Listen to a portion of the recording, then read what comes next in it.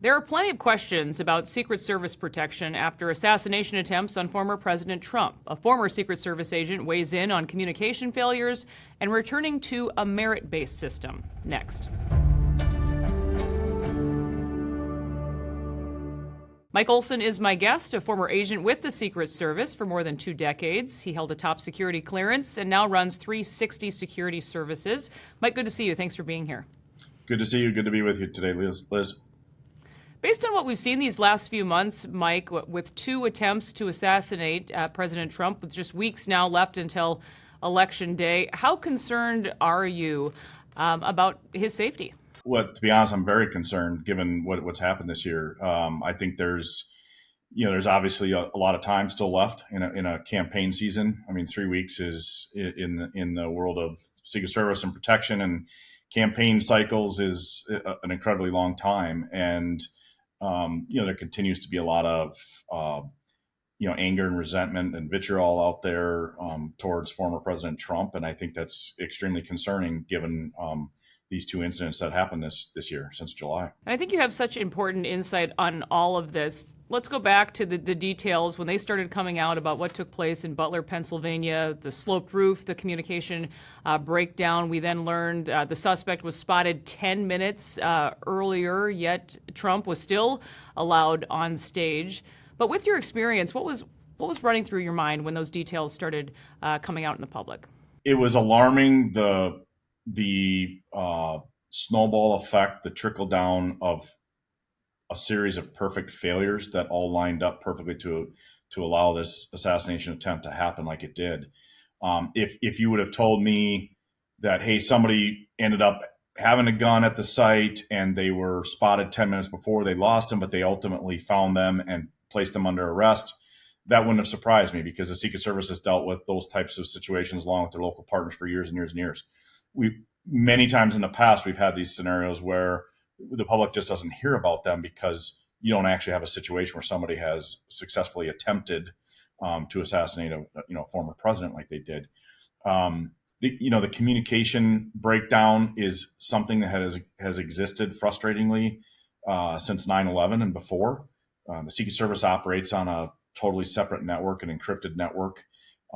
It's not able to communicate directly with local and state law enforcement that the Secret Service relies so heavily upon to do these total protection operations of candidates when they come into various state and local jurisdictions.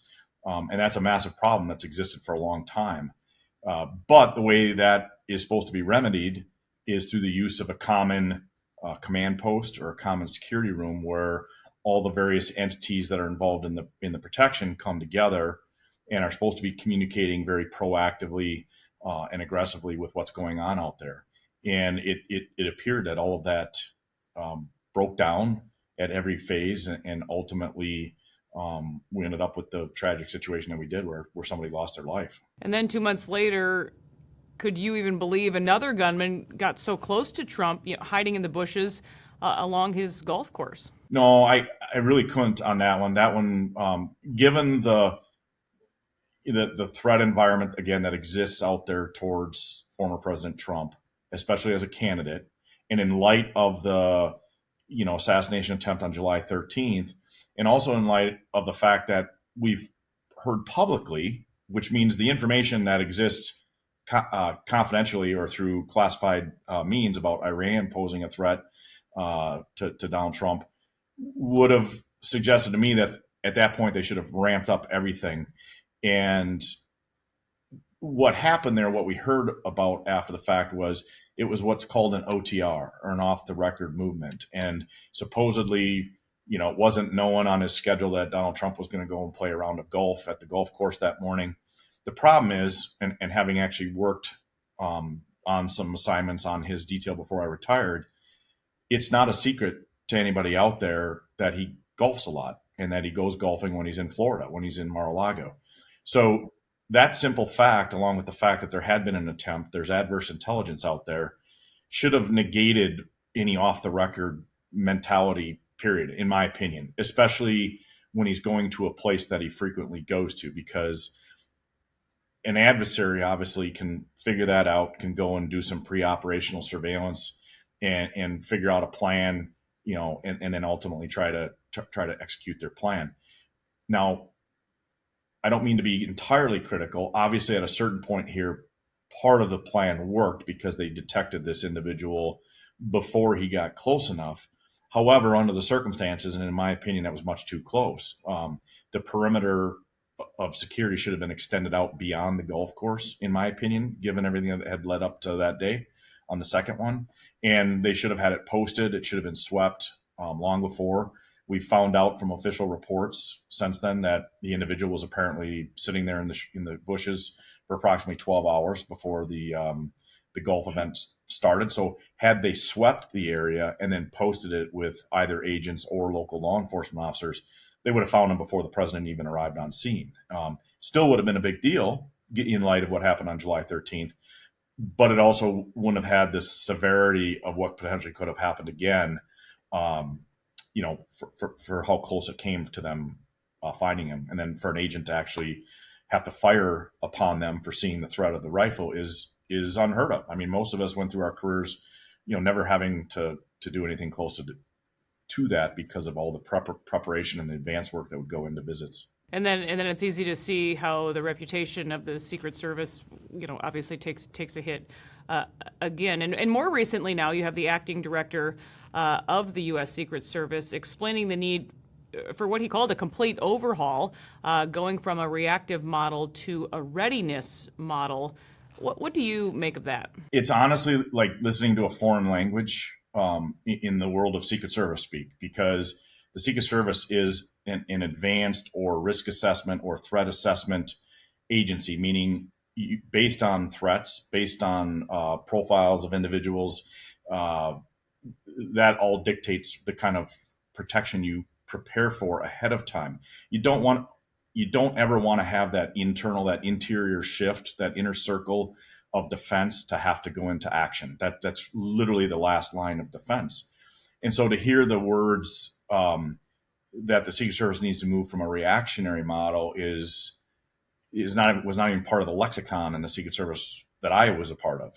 It was all about prevention, proactive, prevent bad things from happening before they happen. So I don't understand, to be honest, what exactly was meant by that. And a lot of my colleagues, I think, that have retired and moved on, feel the same way. And then very few details have obviously been offered since. Some have argued that a lack of resources is to blame for all of this. What do you make of that? I think there's no question that's part of it.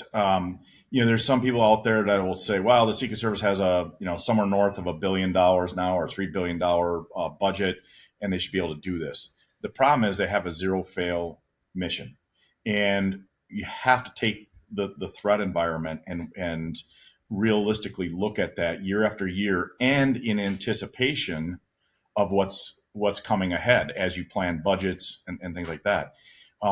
We've kind of known or could have surmised that former President Trump was going to run again after the 2020 campaign. And so that was 4 years that could have been prepped for, given everything that went on, that there's going to be issues, whether you like them or don't like them or what your political affiliation is. It doesn't matter. He's a protected individual by law, and it's the Secret Service's mission to keep him and his family safe.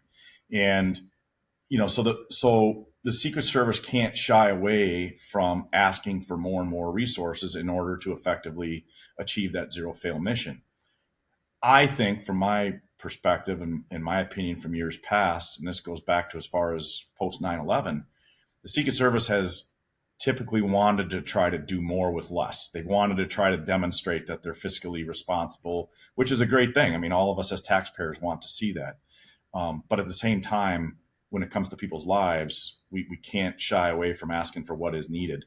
I think there's some operational things, in my personal opinion, that the Secret Service could look at, down the road for changing how they operate, which may save money that would allow for maybe more funds to go towards training and, the actual protection requirements that are needed with technology and drones and bulletproof material that's needed on stage and all these things that, armored cars, all of that stuff is extremely expensive. And there's other places they can cut, I think, that could help that. But in addition, they have to show up in front of the director of Homeland Security or the Secretary of Homeland Security, and they need to ask for the money. And they in turn need to go in front of Congress and they need to ask for the money. You've talked to Alpha News before, how there, simply isn't a waiting list anymore, and this is kind of across the board in law enforcement, how standards have been lowered. Could it be that standards for the Secret Service have been lowered too far? And what fixes that? I think it's not just standards. I think what happens when you start to become desperate to put bodies on the job, you then find ways to get people on the job, and those standards do get lowered. As an example, I first applied in 1992. It took me until 1996, literally 4 years of being on the waiting list, going through multiple backgrounds and polygraphs to get hired. It's now such a case that if you can get in there and get hired and get through their basic background and requirements for a clearance, you'll be on the job potentially within 6 months. And then, you have to go through training.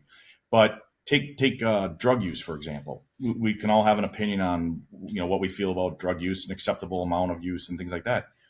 When I came on, there was almost a zero tolerance. It was like you could have maybe tried smoking marijuana once, and it couldn't have been in the previous 3 years. Well, now it's gotten, and it's not just the Secret Service, it's other agencies in the federal government as well, where they've continued to lower the threshold to accommodate people coming in based on what's going on in society.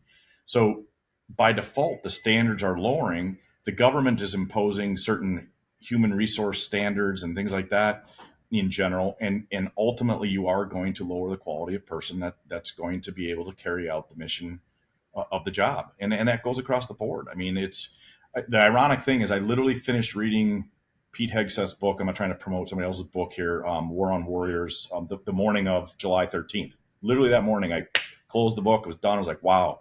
Spoke volumes to me with the meritocracy issue in the military and things like that. But after that afternoon with what the Secret Service was going through, I couldn't help but look back and say, these are some of the same issues that was spoken about in that book with regards to the military that is happening in the federal government as well. And again, not just Secret Service. I mean, I've spoken to colleagues from other agencies that have retired, and they've seen the same thing. And it sounds like you would be in favor of more of a merit-based system, especially in a profession like the Secret Service. There has to be, and it's not about diversity per se. It's not. I mean, I have worked with fantastic female agents that I'd rather have as a partner than some male agents that just had that ability to do incredible things. But that's what it's about. It's about who's got the skill, can do it.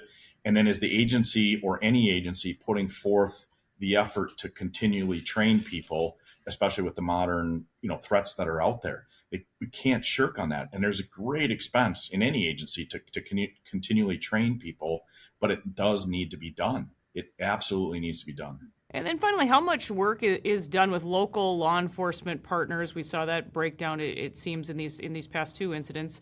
And what could help bridge that gap, in your opinion? So the Secret Service is one of the things I loved about working for the Secret Service was that they rely heavily and appropriately so on their relationships with local and state law enforcement.